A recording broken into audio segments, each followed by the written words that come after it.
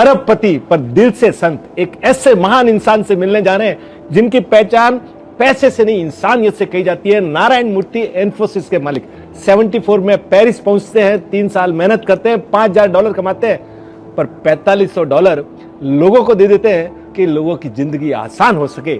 74 में बुल्गारिया में ट्रेन में सफर कर रहे हैं और सामने बैठी एक लड़की से कुछ राजनीतिक सवाल पूछ लेते हैं और इनको बिना अपराध जेल में डाल दिया जाता है। 72 घंटे, 120 घंटे तक नारायण मूर्ति जी को बिना पानी और खाना रहना पड़ा। और उस इंसिडेंट ने इनके मन में आ गया कि मुझे बहुत बड़ा पैसा कमाना है मेरे देश में जाके, और मैं जब भी पैसा कमाऊंगा वो पैसा भारत को आगे बढ़ाएगा।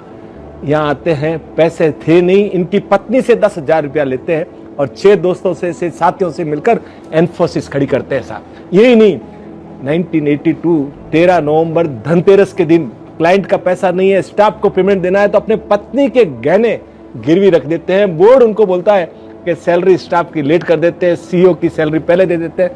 तब नारायण मूर्ति जी कहते हैं कि मैं सबसे बड़ा स्टाफ हूं, मेरी सैलरी लेट होगी, स्टाफ की सैलरी नहीं होगी। 1990 में गवर्नमेंट का कोई कॉन्ट्रैक्ट में रिश्वत देने की बात आती है तो नारायण मूर्ति जी कहते हैं कि मुझे चरित्र बहुत जरूरी है, एथिकल कॉर्पोरेट जरूरी है, ईमानदारी से पैसा कमाना है, कॉन्ट्रैक्ट मिले या ना मिले।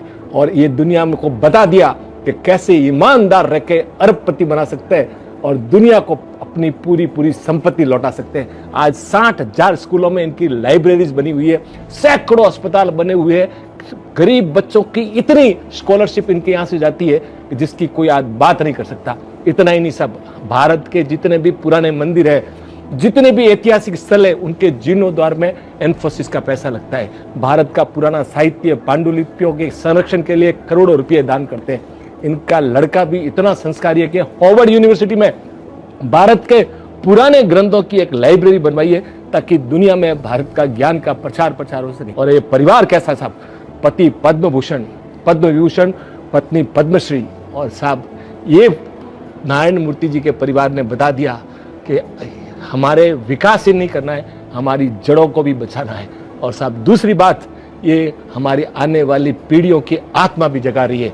तो साहब सैल्यूट है ऐसे परिवार को जिसने देश को पहले रखा और अपने खुद को बाद में। सैल्यूट है सर।